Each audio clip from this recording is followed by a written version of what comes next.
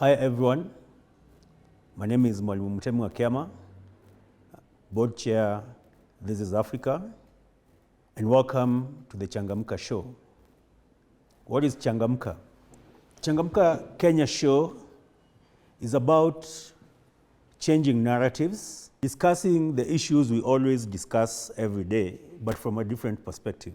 Because we keep seeing the same problems coming through, the same problems we've been facing since we said we are going to eliminate hunger, ignorance, and disease at independence. But somehow, we are unable to deal with these issues. We are unable to sort out our problems. We find today there are very many young people. Majority of the Kenyan population is under 35, more than I think, is it 70%? Yet the Kenyan economy is not creating jobs. Many prescriptions are given in terms of why we have the situation we are in. There are a few issues that keep coming up. There's tribalism, there's corruption, there's discrimination, marginalization in terms of gender and other issues. And that all that coupled with youth unemployment then has put us in the situation where it's untenable, it's not manageable. And the question is, what do we do about this thing? And what Changamka is trying to do is reframe the issues so that we don't have these conversations from the same place where we've been having them, to try and now actively seek solutions. And you're not looking to government, you're not looking to NGOs, you're not looking to any one particular sector, but Kenyans themselves to try and come up with the solutions to the challenges that we are having. And one of the things that we feel as This is Africa, and the reason why we've come up with Changamka Kenya Show is to say that as much as these issues are problematic, if we change our attitude, we can be able to start solving these issues. And we have many solutions that people have come up with. We've developed laws, we've developed policies, we've developed institutions, we've amended the constitution, and yet you seem to be, fully unable to really move this country forward. And maybe part of the reason why you're having these problems is that the Kenyan state, as we know it, was not negotiated. We were not part of the formation. We were not consulted. Our grandfathers and grandmothers were not consulted. We found ourselves in Kenya, and we were not part of the conversation of forming Kenya. And part of the reason why we are having this show today, and the panel that we have, is to try and ask those uncomfortable questions. For example, I'll give an example. If you look at the people who fought for independence in this country, the Mau Mau, you ask them what they were fighting for. The Mau Mau were known as the Kenya Land and Freedom Army. They were fighting for land and freedom. But what Kenya got was independence. The question is, who was fighting for independence? And what is independence? And independence from what? And so we were told Jomo Kenyatta is the father of the nation, the first president. And yet the Mau Mau who were fighting for land and freedom say that he was not one of them. But Jomo Kenyatta was said by the white man to have been the leader of the Mau Mau. What is the truth? What is the truth? And if Jomo Kenyatta was not part of the Mau Mau, yet he was portrayed as part of the Mau Mau to become the first president of Kenya, then is Kenya a lie? Those are the heavy questions you're going to try and engage with. They're not easy.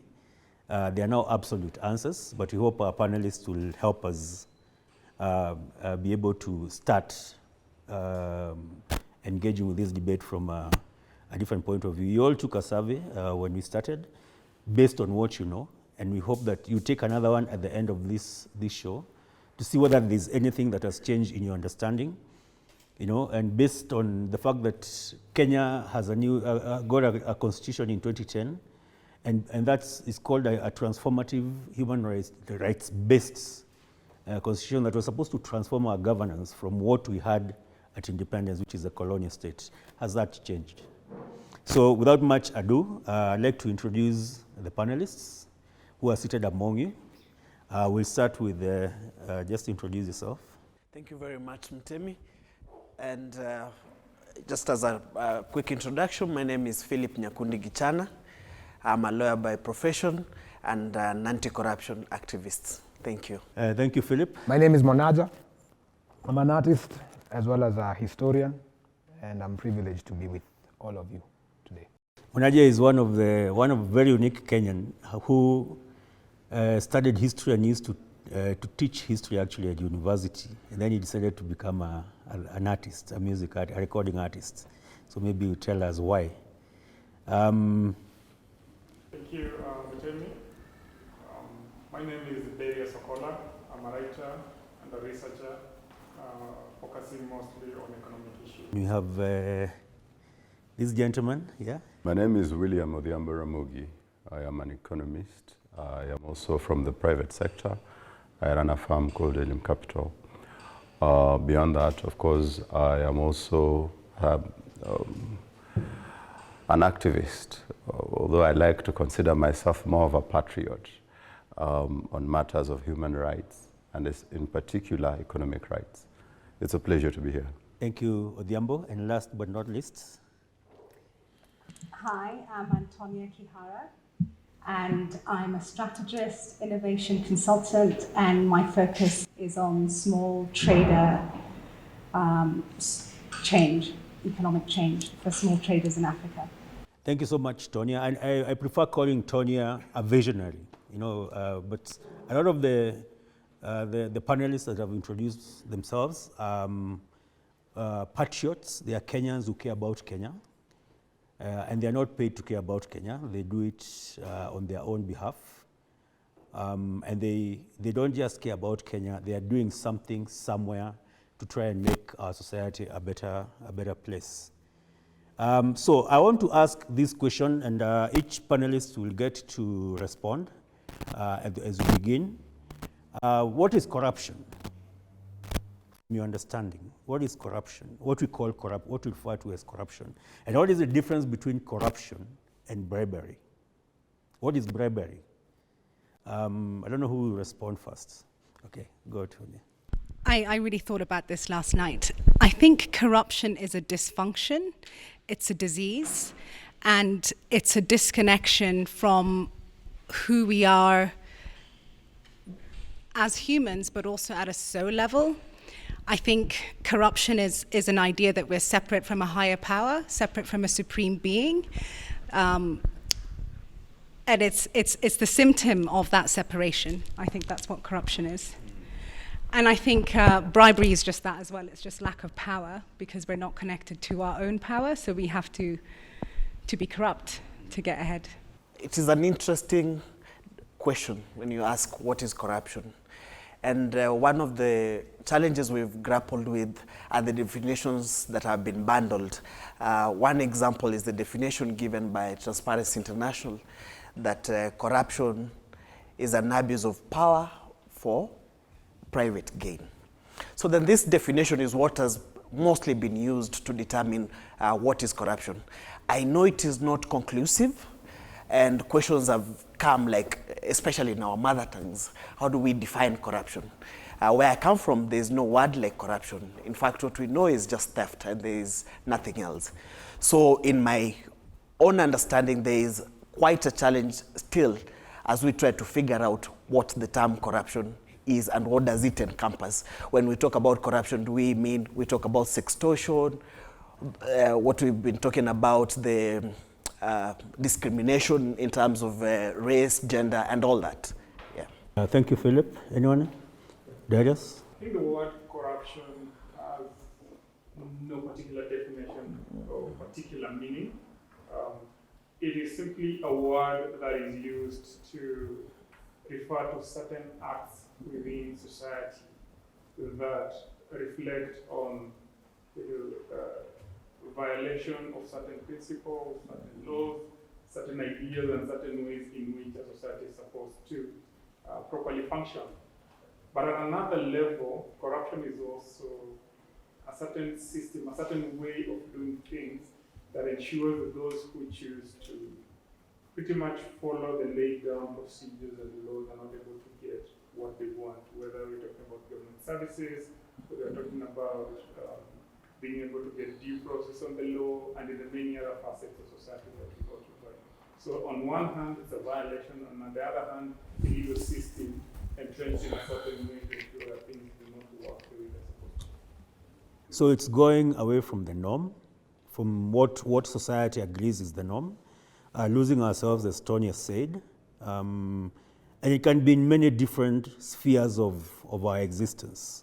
That's what I'm getting from you, Darius. Exactly. And as a word, of course, what constitutes corruption varies for all of us, depending on the spaces that we occupy. It could mean extortion, as my colleague Ishan has mentioned. It could mean bribery. It could mean theft. It could mean there are at least 23 different words and acts within society that constitute what we call corruption. So it is a broad definition, basically a broad word to refer to all these different acts and acts of omission or commission that eventually distorts how a society is supposed to function, a healthy society is supposed to function. So key is a healthy society. I want to lean towards his description of corruption, because it's more of a description. Because on the face of it, corruption is just fraud by those in power. But then again, it has the legal aspects, it has the moral aspects, and it has the systemic aspects. So that if, for example, I am the head of, let's say, Kenya Pipeline, and a friend of mine is the head of Kenya Ports Authority, and my wife owns a company. If I give business to my wife in Kenya Pipeline, where I am the CEO, it is illegal. But if I call my friend in Kenya Power or in Kenya Ports Authority to give her that procurement opportunity, it is not illegal, but it is immoral. So that then you find that we have restricted the conversation around what is legal, but have not gone to the depth of it, which is what he called it, theft. It is theft. Nothing else but theft and greed, if we are to address it from a moral angle. Legally, of course, it is illegal to be corrupt. But then again, unluckily in Kenya, the law is relative to who is in power at any given time. If someone who is in power does not feel that this law is conducive, because we treat it as a long list of suggestions. I like this suggestion better. I don't like this one because it is interfering with business. We call corruption business. The systemic problem is that corruption is named with very nice flowery phrases like dealy, business, jackpot, chai. Who wouldn't like chai, especially if you're Kenyan? And so that then there is a systemic problem, because corruption is a reflection of who we are as a society. And he has mentioned that there is a cultural aspect to it. There is a big systemic problem because it is not limited to those in power. It goes down all the way to even mwananchi wa kawaida like myself, who, when I need a passport and I'm told I have to wait 3 months to get an appointment to go to Nyayo House to get my passport, but if I wanted it in 2 days, I only have to talk nicely. Talk nicely. And so then the talking nicely, of course, means that currency will exchange hands, whether through the mobile phone or physically. And so it is a systemic problem that we have to address at the national level and at the individual level. Thank you so much for that. Tonya, you want to interject? And then you go to Monaja. Yeah, I think corruption is a mindset. It's the value system, that, it's the values that we process, make decision making. It's a mindset. And on that note, what would you say is the genesis of that mindset or that value system? Where did we get it from? Because 50 years ago as Africans, as Philip said, we don't even have the nomenclature. We didn't have those words in our languages, our African languages. So where did it come from? I think corruption comes from a fear that there's not enough. And I think that was imported to us by the colonialists because they obviously felt that they didn't have enough. Otherwise, they wouldn't be coming to take what we have. So there's a corruption already there. There's a corruption. The first corruption is imagining that there wasn't enough. I mean, I don't think Africa was perfect in the past, but certainly the earth provides us with absolutely everything we need. In fact, I think of Africa as Eden. We had our water, we had our plants, we had everything. We didn't need to go anywhere to get anything. We had enough. But with the introduction of cash and work, and also when the colonialists came, they were living like kings and queens. So the people who were in power wanted to be like them. And to this day, I think everyone in this room has the challenge of materialism and wanting to be rich and wanting to have a lot of things and 5 cars and 50 shoes and just over the top. I mean, no one needs more than 5 shoes, really. Or 5 trousers or whatever. We want more than we can have. And so that's the disease. It's the idea that there isn't enough, that the universe is limited. Capitalism? We're limitless. Capitalism, consumerism? Capitalism, consumerism, that's all coming from this idea that there's not enough. It's not out of creativity, talent, purpose, serving others. And I think as capitalism has developed, it's become just about numbers in a really ridiculous way. It's just about how many billions, more billions. It's insatiable. But it comes from a place of believing that we don't have access to enough. Whereas I think if we look back to African spirituality, just breathing, just being a breathing soul means you have the power to attract actually everything you need. You don't have to be a slave for it. But I don't think we have that belief, and it was wiped out. Our religions were obviously wiped out, and we adopted Christianity. And even with Christianity, I mean, I think the first thing that we learned as Christians is that we're not enough. We're sinners. We were born bad. And we'll never know whether we're good or not until we die, right? So we're living in a constant state of anxiety. So there's so many things that happened, through colonialization, losing our spirituality and adopting new spirituality or new religions.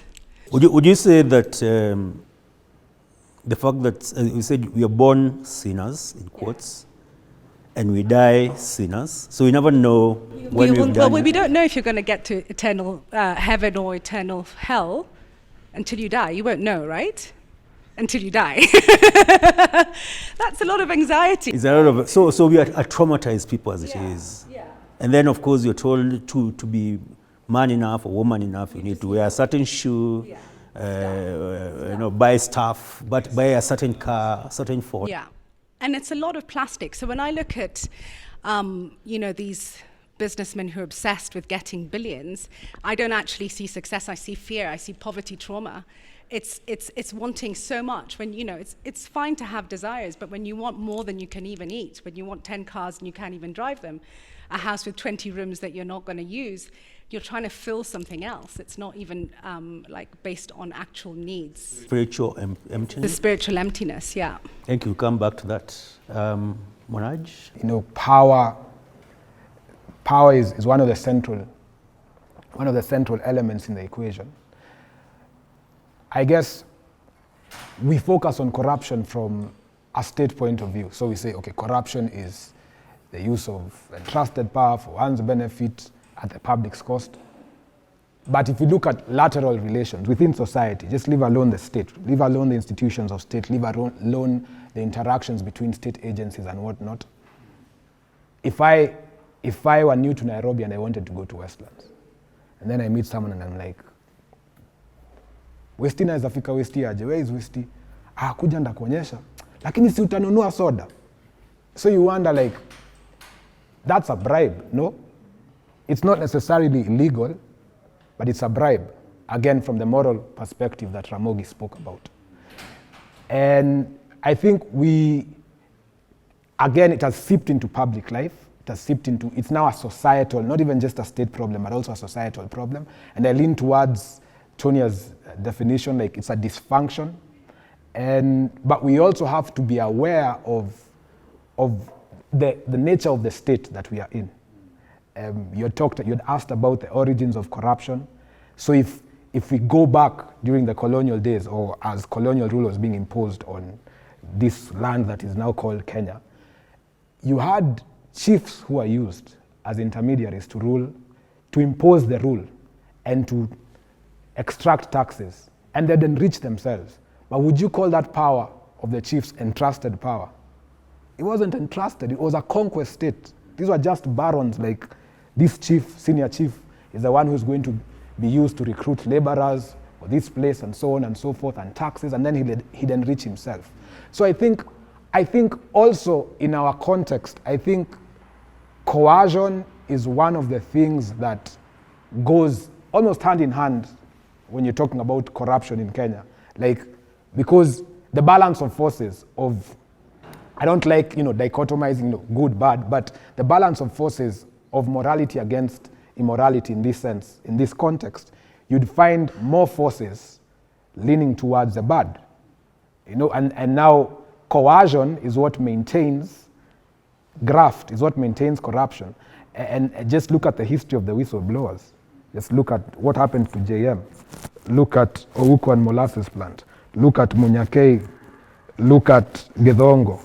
Look at recently the KQ guy, the guy who talked about the flights that were coming from China. About then again a week ago, was it the Mara heist, the guy from Mara University who exposed the whistleblower.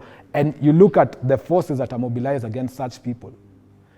But I think we have to think through the contexts in which corruption came, and because we'd say, okay, high tolerance. Our society has a high tolerance for corruption, but where does that come from?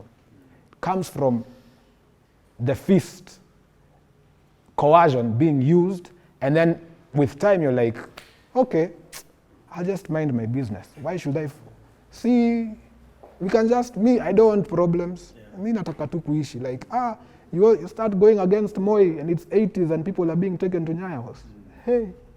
So anyway, I guess that's what's responsible for that high social tolerance. So basically you've just reframed what Tonya spoke about, that emptiness, that seeking more, but also the corruption in terms of our souls, our nature, our value systems. And I think I want us to take a step back from my introduction and ask ourselves, how did Kenya come to be? How did we end up being in Kenya? How did it start? That's around 1885. That's when a lot of these white people show up here, and then they establish themselves here. Come 1895, I think. Yeah, 1895, they come up with this, that's part of the East African Protectorate, of course, Tanzania, Uganda, Kenya, then what we now call these three countries. Then they come up with an Ordinance Act, that's in 1895, it's ratified in 1902. And this is basically saying, all lands, pretty much, any unoccupied land belongs to basically the authorities or the Queen. Now, the definition of unoccupied land is very convenient because for them, unoccupied land means if they decide you're not human enough to own this piece or dignified enough as a person, they can simply declare part of your land unoccupied land, and that makes it part of the state. And that is the first violation you actually see in our what we call now Kenya.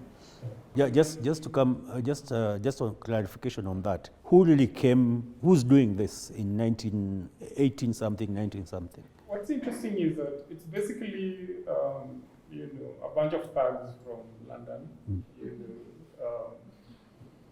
from pretty much across this country. And what were they running away from in their country? A lot of them were. There's a very interesting thing that happens between, a whole lot of history between 1492, when these people believe the world is theirs for the taking, and they start sending people, Vasco da Gama is in Malindi building, they go to Grenada,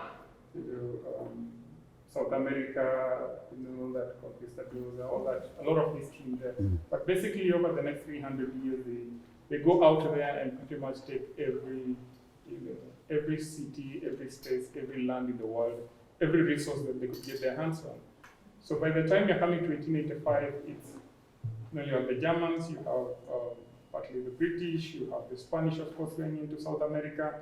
So it's mostly a lot of people moving away from Europe to come out here and take over a lot of these lands. So in Kenya, it's mostly a bunch of British communities. It was actually a private company, huh? Yeah, it is a private company. It's called the Imperial British East Africa. There's, of course, the Indian version of that. So Kenya actually starts as a company. It doesn't start as a country, And it's an extractive company owned by basically a few thugs, let's say, who ran from Millwall and Birmingham and London and settled here. And from there is when you begin to see this first extraction, because they first steal land, then they start building the railway.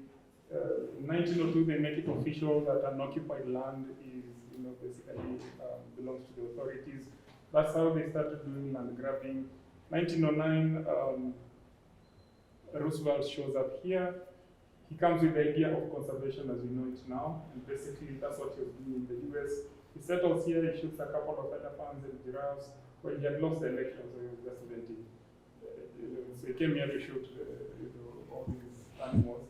And by the time he leaves a bunch of his friends here. Of course, they take up more lands. That's actually the original idea behind this conservation. So you're saying these are guys who, let's say in London, in the UK, US, could not get enough.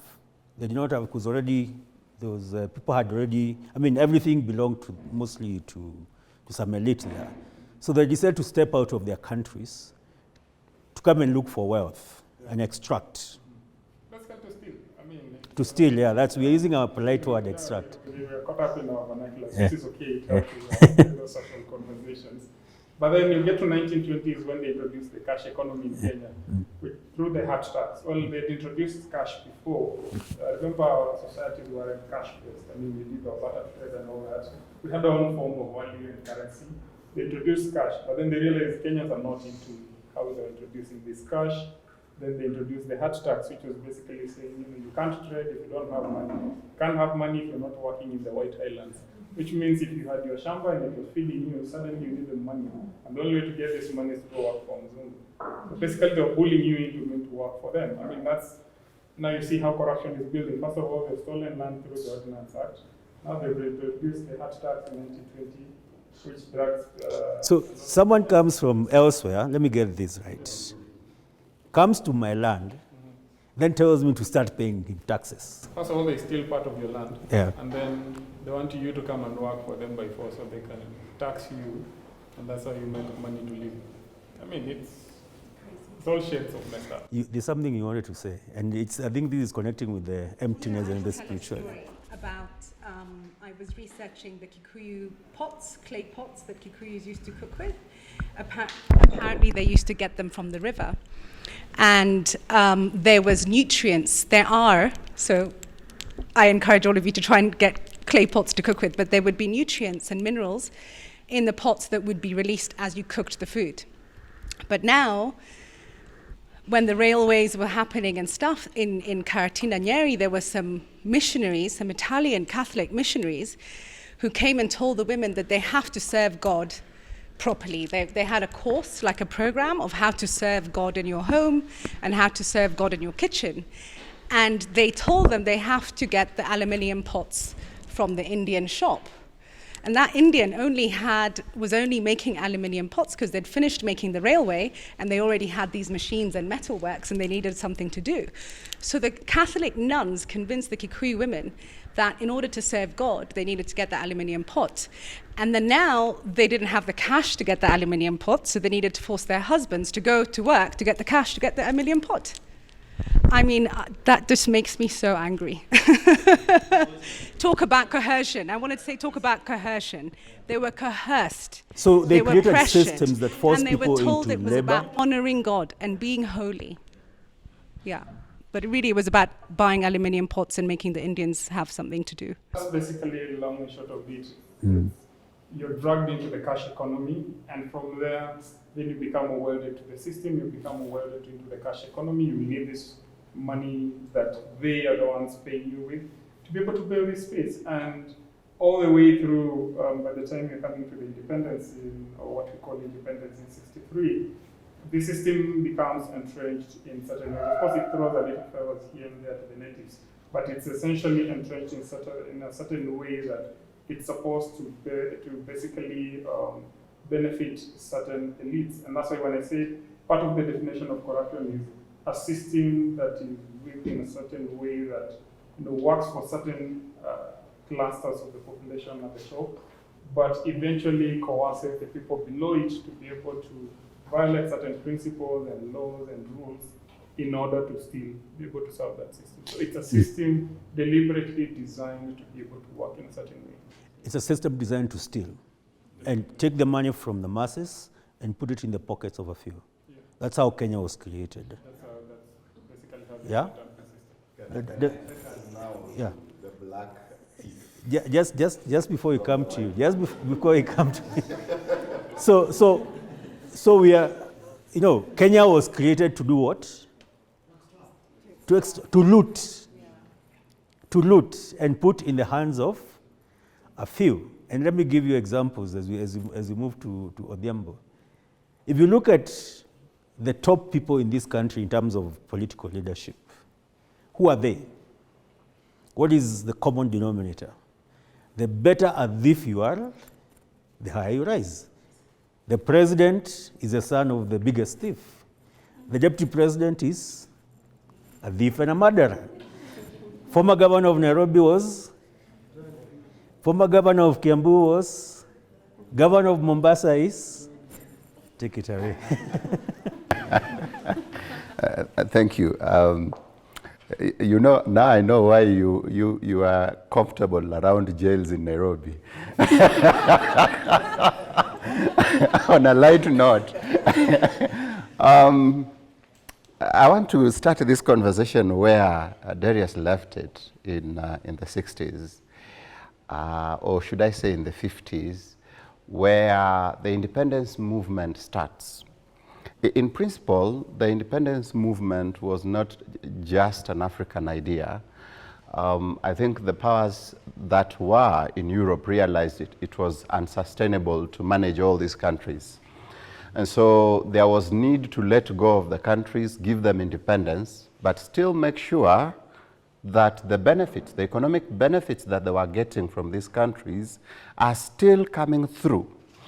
And so the independence movements were to be quote unquote guided, nurtured, even trained, so that the resultant nations that come out of these protectorates are favorable to the establishment somewhere in London. And so that is where now you hear stories of picking up someone who was not part of the movement and planting that someone.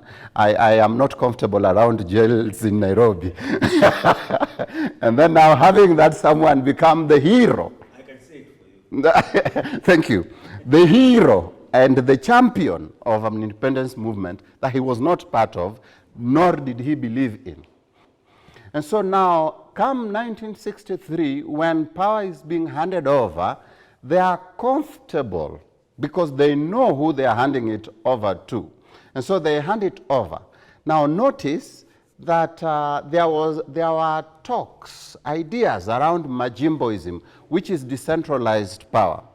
And so that the kind of power system we wanted is there is a presidency that ensures security, but in terms of resources, there is some sort of division so that then resources are not centralized. Because you see, when you centralize resources, in principle, you are just impoverishing those who are not within the center of power.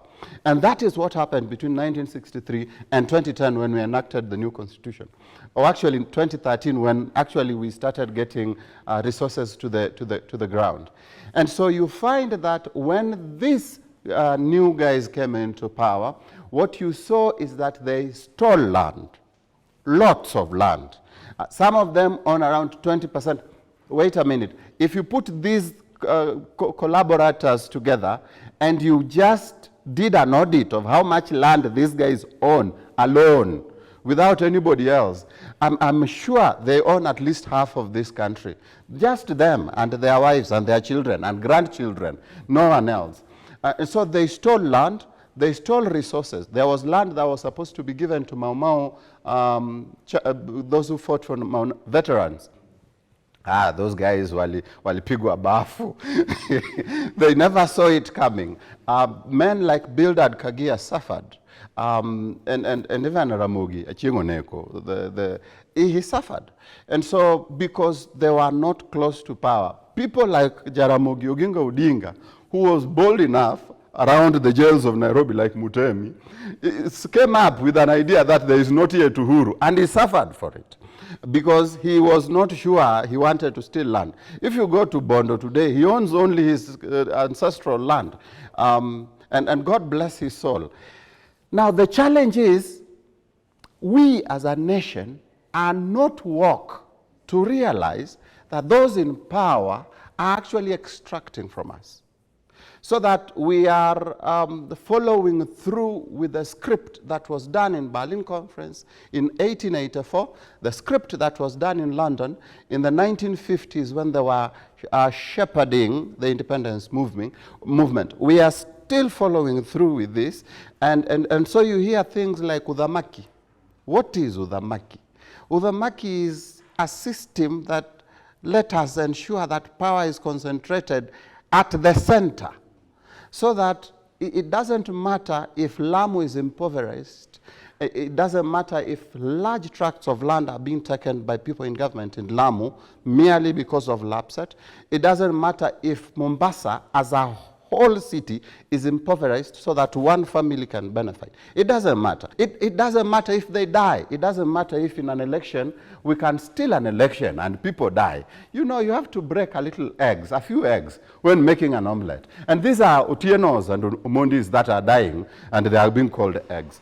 And so it's a sad situation. For me, Mutemi, it's not so much about 1884. It's so much about 2021. What am I doing? What are you doing? And what are we doing as a nation to create that awakeness? In 1884 or 85, as Darius has shared, we were a company, a British company. But I do not want to believe that we are still there. There is some progress that we have made as a nation that we must recognize. That today I can easily interact very closely with Anjeri. I would not do so if I was born somewhere in Siaya in 1881. And perhaps I'll not even meet Anjeri and produce a baby that is both Luo and Kikuyu. And so, but now we can. As a people we are, and everybody has said this, the problem is not the people, the problem is the leaders. They are using our heritage, our ancestry, wrongly to mobilize and to ensure that they protect that Udhamaki. And I'll prove it to you. In Ethiopia, they never had colonization. And I'm finishing. They never had colonization, but they still use the tribe to mobilize, to ensure that they stay in power. You see the Tigray guys being set aside so that the Amharic can now rule Ethiopia properly, because their biggest threat is Tigray. And so this is a problem in Africa, that we use our heritage, which is God-given and which is a blessing we have, wrongly to mobilize people to protect thieves so that they can remain in power. I refuse to agree that we are not a nation. We are a nation. We just need to kick out some people and we'll be okay. Corruption is emblematic of a larger systemic problem, which is colonial capitalism that has been perpetuated for the past 6 or so decades. I mean, after what preceded it. And I think 3 things that has made that system thrive, that has made corruption, which of course, again, the symptom of colonial capitalism. I think one, the fact that we had... So you're saying we're still a colony? More or less. Okay, go ahead. I think the fact that we had a centralized political system putting, as what they call the imperial powers of the presidency. And the person who occupied that office did not have the moral backbone and really the vision of thinking 30 years from now, this country is going to be here. I'm going to leave it. And the way I'm going to lead, the way I'm going to govern, there's some sort of implications of life then. As Ramogi has talked about, there was some money that was set aside to settle landless people. Of course, Kenya took a loan from the United Kingdom. But you know, when the manifestation of corruption, sometimes you just ask yourself, how is it that some person who was released from detention in 61, in less than 2 years had about 3 high-quality cars? 3 high-quality cars. Another 3 years, the guy has bought a car worth £10,000, and his salary is £7,500 per annum. You can add allowances of about £6,000. And there's some question marks. So from the get-go, if you have the person who has been entrusted with that power, that with time will seep into public life, his friends. And the way power works in such a system is that there are mini presidents. There's a chief who's a mini president in that sense, because he's the one who controls the location. There's a DO, there's a DC. And you just say, okay, fine, if that guy is doing that, si mi pia mimi, sinifanye pia hivyo. And so the second thing I'd say so this system is replicated from the presidency all the way to the village. Yes, patrimonialism. Power comes from the top, but below the president as a mini president, the vice chancellor is a president. Like when you think about it, the DO is the county commissioner is so you have mini representations of that bigger power. And whatever that person is doing is going to be reflected here. And perhaps borrowing from someone like Nyerere, he had some idea of morality. If you look at Tanzania and Kenya, and I know sometimes it's problematic drawing comparisons between two countries, but you look at what came out in 1967, Arusha Declaration. This is someone who said, as a policy. So thank you so much. I think time moves so fast when you're having fun. Are we all having fun? Are we learning? Thank you.